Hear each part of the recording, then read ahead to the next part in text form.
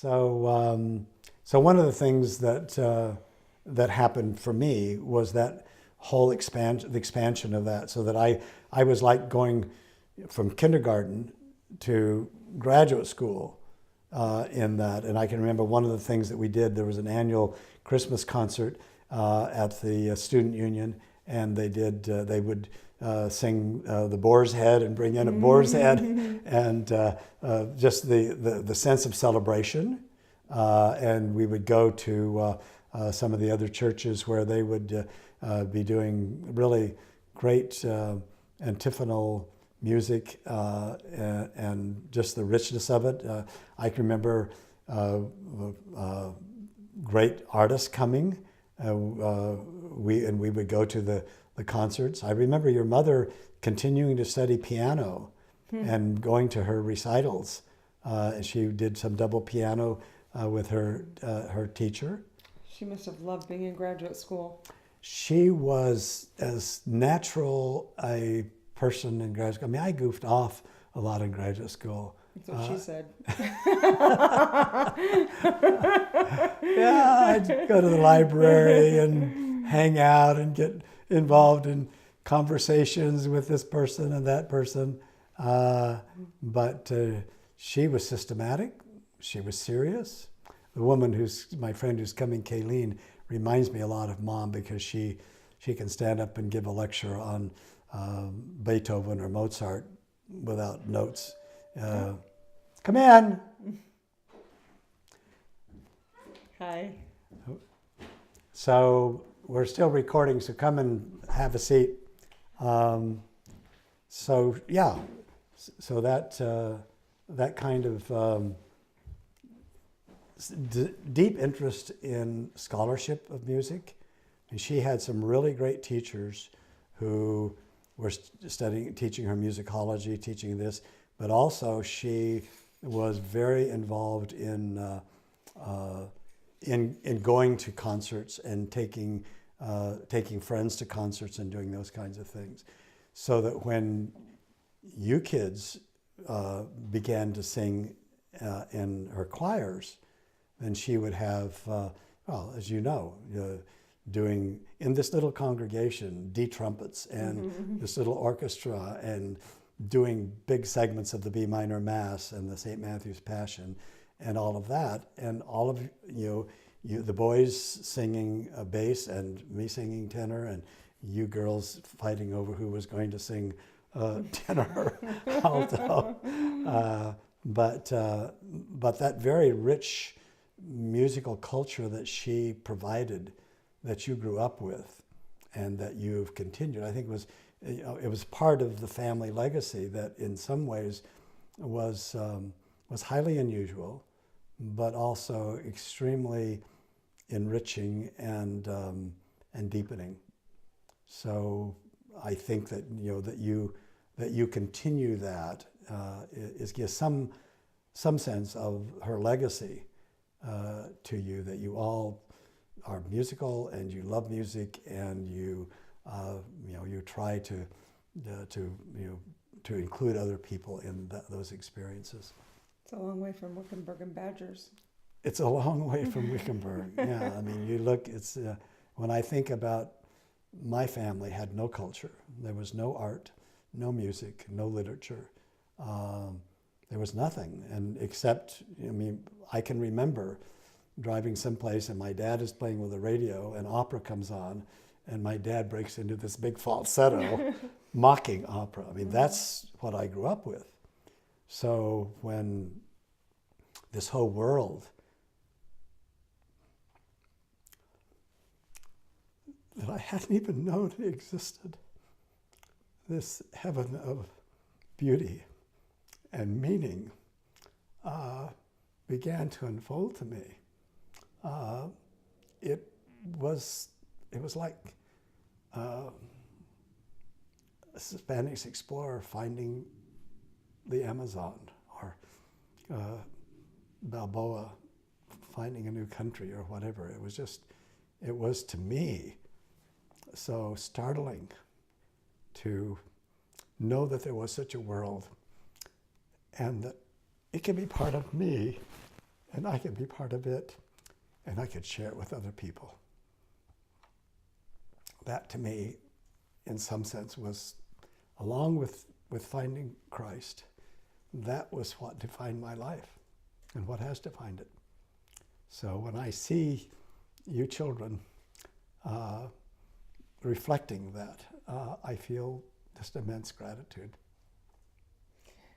Did you have any hint of it from your patriarchal blessing?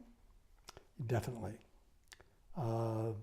Here was a guy who didn't know me, had never met me, didn't know anything about my family, lived maybe 80 miles from where I lived.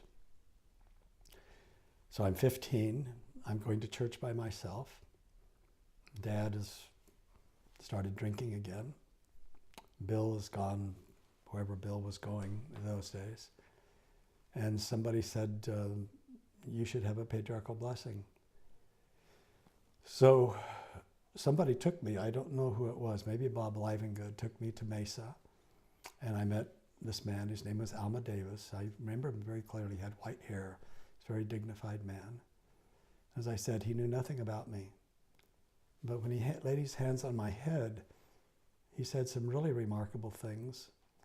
One of which he said, you have been so hurt by the ugly and the evil things of life that you've turned away from them. But he also said something that I didn't at the time have any appreciation for, because I said there was nothing of the arts of my life. But he said, you have been blessed with special gifts from your Heavenly Father. You have been blessed to seek for the beautiful in music, the beautiful in art, the beautiful in literature, and the beautiful in thought. Seek after the higher and finer things of life, and you will be led into paths of truth and righteousness.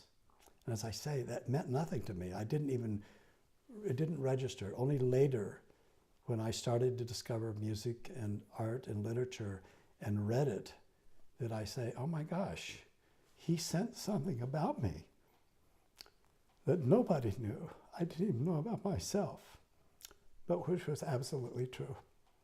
So yes, there was something deep in me that when it was awakened, it really was awakened. And it's never been dormant since that time.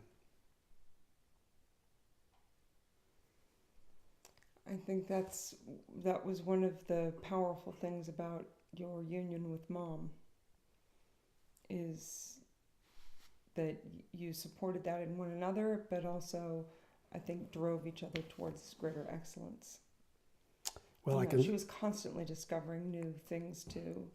Yeah, when she, after 2 doctor's degrees that weren't quite finished, that she started back to work on a master's at UCLA, and was so excited discovering Lassus and all of the other things she was when she was with her teachers and performing with the Roger Wagner Chorale and with the Los Angeles Master Chorale and with Zubin Mehta and the Los Angeles Symphony.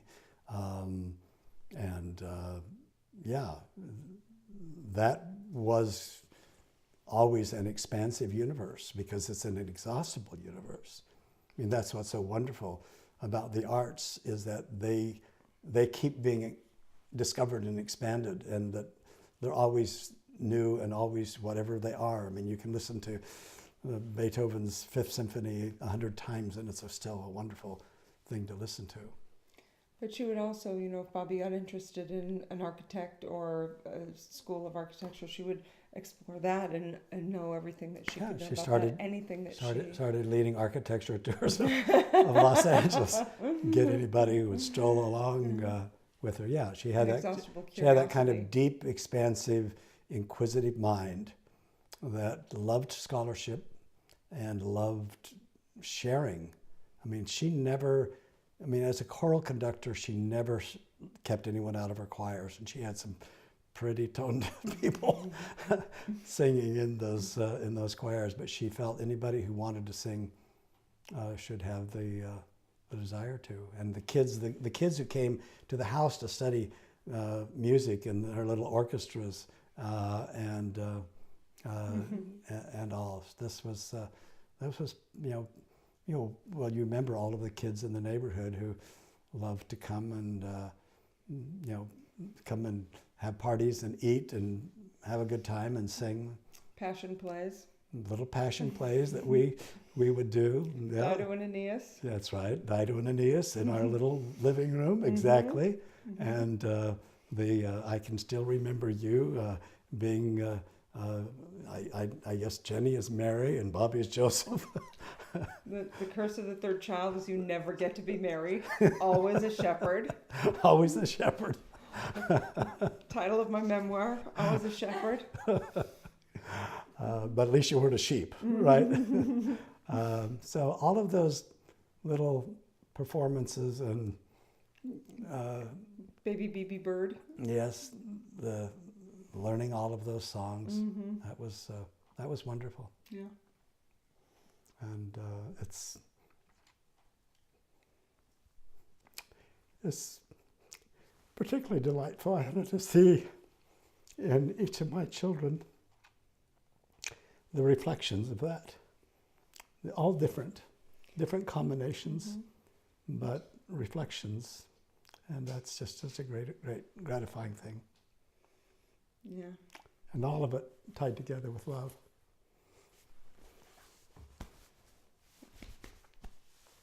Okay.